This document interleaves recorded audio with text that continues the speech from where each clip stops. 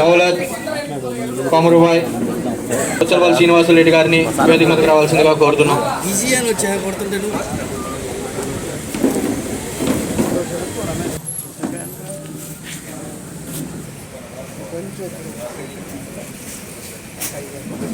YSR Congress party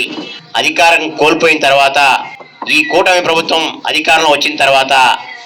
అనేక అన్యాయాలు, అనేక ఘోరాలు, నేరాలకు గురవుతున్నటువంటి వైఎస్ఆర్ కాంగ్రెస్ పార్టీ కార్యకర్తల్ని కాపాడుకోవాలా, వాళ్ళకి జరిగినటువంటి అన్యాయాన్ని ఎలాగైనా సరే దీన్ని వాళ్ళకి న్యాయం చేకూరేటట్టు, అన్యాయం జరిగిన వ్యక్తికి ఏ కార్యకర్తకైనా కానీ రాబోయే రోజుల్లో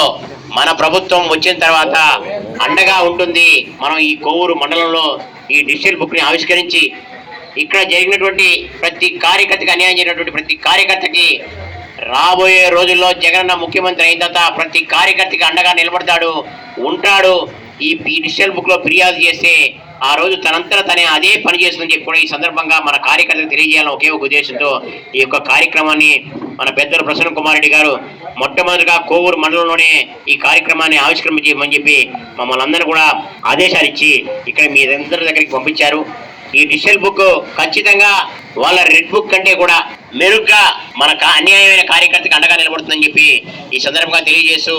ఎవరు అన్యాయం జరిగినా ఈ డిజిటల్ బుక్ యాప్లో డిజిటల్ బుక్ యాప్ ఉంటుంది. అలాగే ఐఆర్ఎస్ విధానం ద్వారా ఒక ఫోన్ నెంబర్ 040491717818 ఈ నెంబర్కి కూడా ఐఆర్ఎస్ విధానం ద్వారా కూడా దీన్ని నమోదు చేసుకోవచ్చు. లేదా డిజిటల్ బుక్ wyrsrcip.com లో కూడా ఫిర్యాదు మనం డైరెక్ట్గా ఆన్లైన్లో పోయి ఎక్కించుకోవచ్చు. ఎక్కిస్తే మన ప్రభుత్వం వచ్చిన తర్వాత తనంతటా అదే సెంట్రల్ కేంద్ర కార్యాలయం నుంచే దీని ఆపరేషన్ జరుగుతుందని చెప్పి కూడా ఈ సందర్భంగా తెలియజేస్తున్నాం. గ్రామ స్థాయిలోనే ప్రతి అనుబంధ సంఘాన్ని, గ్రామ కమిటీని ఎన్నుకొని ఆ కమిటీ ద్వారానే రేపు రాబోయే రోజుల్లో